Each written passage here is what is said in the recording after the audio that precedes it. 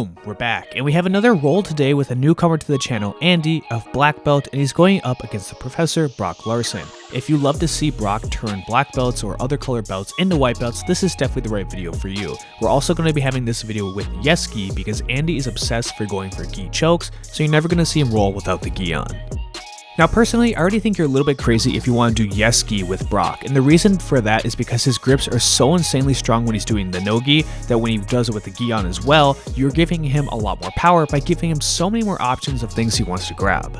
Now, like I said earlier, Andy is obsessed with going for gi chokes, so you're not going to see him do any of the no gi rolling if he's going to be on the channel, and he's looking for a double leg pass at this time. The only problem with the double leg pass is that it requires you to do a lot of pinching so you can bring their legs together. However, Andy's leg is trapped in between Brock's leg, so he's going to be pinching his own leg in the grip, and it's going to be really tough to move from there. Brock is also grabbing onto the belt, and belt control is nasty when Brock is grabbing it. Just another reason why we should ditch the gi and just roll and no gi. Now, Brock is really easily able to follow Andy's pass because Andy's not able to pin the hips down of Brock. If you can't pin the hips completely before you try and hop over the legs, it's going to be really easy for them to follow through with you, and then they can re-guard on their own terms. Another thing that Brock does well, and obviously this just comes with time and experience so you'll learn the skill too, but it's keeping good frames when you're in open positions. For example, Brock's working in the open guard, but he's able to keep some space between him and Andy because he's constantly pushing him away using some tight wedges. At this time, he's also reaching inside the gi and he's trying to set up his own little attack. If you're not sure what this one is, it's a poor man version of a guillotine, otherwise known as the loop choke. And the key to this submission is Brock's right hand. He wants to make sure that he can continuously pull down Andy's neck, and he's pulling him into the gi. And Andy's looking for the proper defense, which is trying to pull the arm off of the head. However, when it's Brock's arm on the back of your head, it's going to be really tough to pull this guy off. Brock's also doing a sneaky transition where he's going to put his right hand under his left arm, and this guarantees the choke is going to be extremely tight and Andy's forced to tap.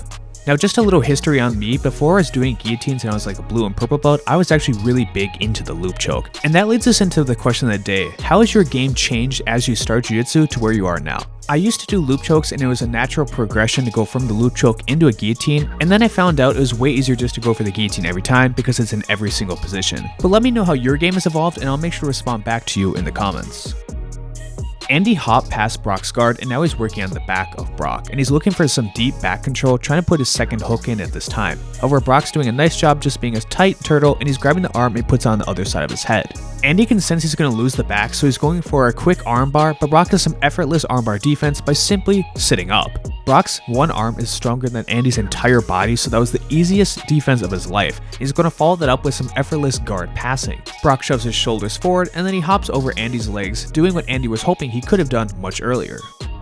Now, what Andy is feeling right now is definitely the worst part of rolling with Brock. His pressure once he gets past your guard is just miserable. And aside from the pressure, you never feel like you can actually get back to guard.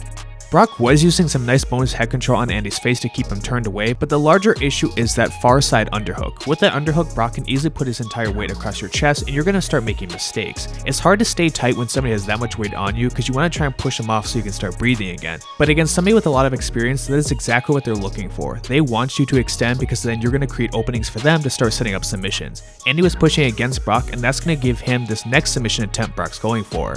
Brock is able to put a ton of weight against Andy's neck with his butt, and then he's wrapping up the Kimura. And let me just say, giving Brock the Kimura is the worst choice you can make if you want to survive against him. He brings the leg over the head, and then he gets a very easy submission, and Andy has to do a quick panic tap because he knows what's about to happen. Now let me just say that Brock is making Andy look a bit like a white belt, but let's not forget he makes me look like a white belt every time I roll him as well. That's 2 submissions in the book already for Brock, and I'm just going to tell you right now, it doesn't get much better for Andy. Brock is completely dominant every time he rolls with somebody at their gym.